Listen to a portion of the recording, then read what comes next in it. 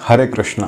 श्रीमद् भगवद गीता के अध्याय 10 के श्लोक 41 में अब आगे भगवान श्री कृष्ण अर्जुन से कहते हैं कि यद्यद विभूति मत्सत्वम श्रीमत् ऊर्जित मेवव तत्तदेवावगच्छत्वम मम तेजोम शतंभवम। अर्थात तुम्हें जान लो कि ये सारा ऐश्वर्य, सौंदर्य तथा तेजस्वी सृष्टियाँ मेरे तेज के एक स्फुलिंग मात्र से उद्भूत हैं।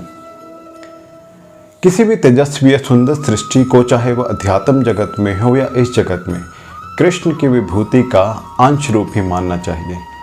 किसी भी अलौकिक तेजयुक्त वस्तु को कृष्ण की विभूति समझना चाहिए। और अगले श्लोक में जानेंगे कि भगवान श्री कृष्ण ने अर्जुन से आगे क्या कहा। तब तक मेरे साथ प्रेम से कहिए हरे कृष्णा, राधे राधे। हरे कृष्णा।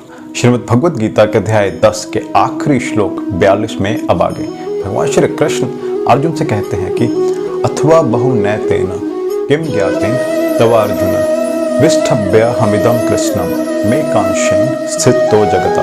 अर्थात किंतु हे अर्जुन, इस सारे विशद ज्ञान की आवश्यकता क्या है?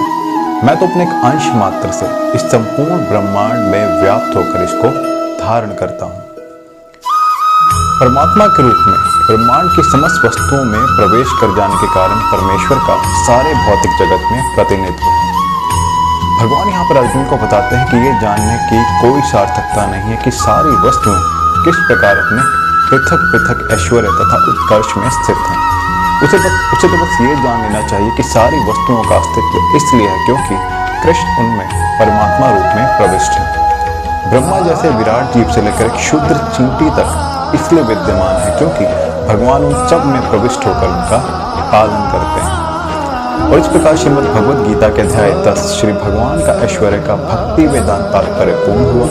कल से शुरू करेंगे अध्याय 11 जिसका नाम है विराट रूप, और जानेंगे कि भगवान श्री कृष्ण ने अर्जुन से क्या कहा। तब तक मेरे साथ प्रेम से पूरे भक्ति भाव से कहिए हरे कृष्ण, राधे राधे।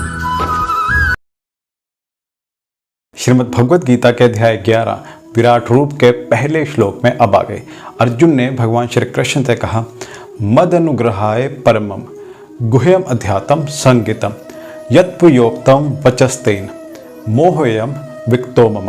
अर्थात अर्जुन ने कहा, आपने जिन अत्यंत गुह्य आध्यात्मिक विषयों का मुझे उपदेश दिया है उसे सुनकर अब मेरा मोह दूर हो गया है। इस अध्याय में भगवान श्री कृष्ण को समस्त कारणों के कारण रूप में दिखाया गया है। अर्जुन का कहना है कि उसका